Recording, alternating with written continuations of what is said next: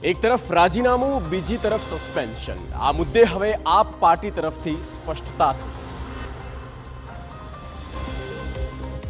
તો પક્ષ વિરોધી પ્રવૃત્તિ કરવાના આરોપસર ઉમેશ મકવાણાને પાર્ટીમાંથી સસ્પેન્ડ કરી દેવામાં આવ્યા છે।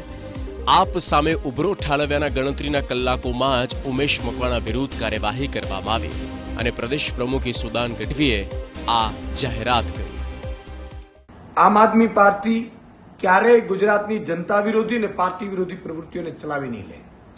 એટલે ગુજરાતમાં એ સ્ટ્રોંગ મેસેજ પણ જવો જોઈએ કે પાર્ટી વિરોધી ગુજરાતની જનતા વિરોધી પ્રવૃત્તિઓ કરવા બદલ કોઈએ પણ આ પગલાં ભરવાની કોશિશ કરી તો પાર્ટી એમની વિરુદ્ધ શિસ્ત સમિતિ એમની વિરુદ્ધ પગલાં લેશે।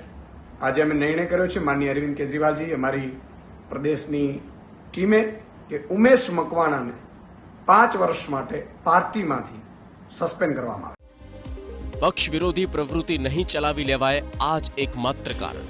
ઉમેશ મકવાણાના રાજીનામાથી આમ આદમી પાર્ટીને ગુજરાત સ્તરે ફટકો પડ્યો છે।